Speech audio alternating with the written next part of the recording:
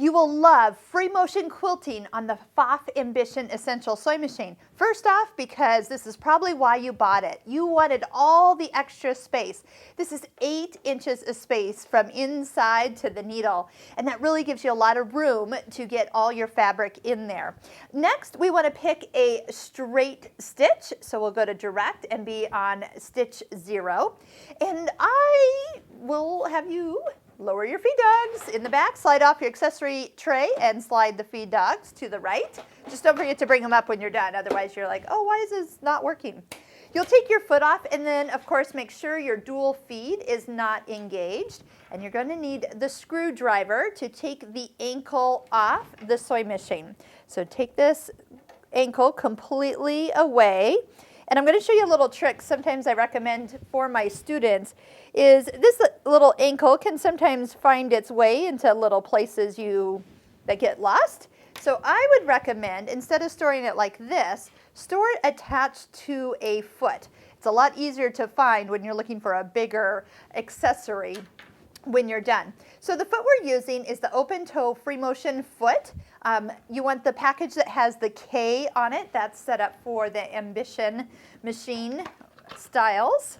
And you're going to take the screw that you actually took out, and you're going to slip the whole little guy up and around the little post where your foot originally attached. You'll notice that this foot has a spring on it, and there's a little piece of metal that needs to be above the screw that puts your needle in and out.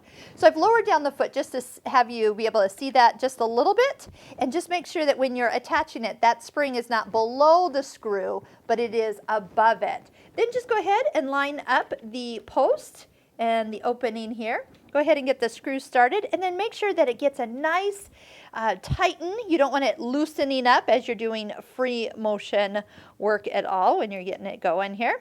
Okay, let's get this started. You want to just make sure it's all the way hugged up against the post and has no wiggle room.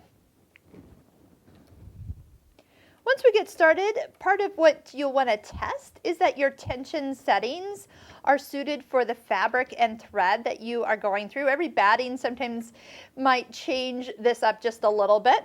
Once you lower the presser foot down, you might notice it's a little tight against your foot, but once you start taking a few stitches as you sew, and I like to stop with the needle down in my fabric. I'm going to kind of slide this little thread up and out of the way here. The goal is, and I do like that on this machine, if you ever try to sew or free motion quilt with your presser foot not lowered accidentally, it's going to beep at you. It's not going to let you stitch. So lower it down, take a few stitches, and it will start to hop. When it is hopping, that means you put your foot on correctly. But now's the goal to really work on finding the right speed of the machine and the speed of your hands that you're moving the fabric.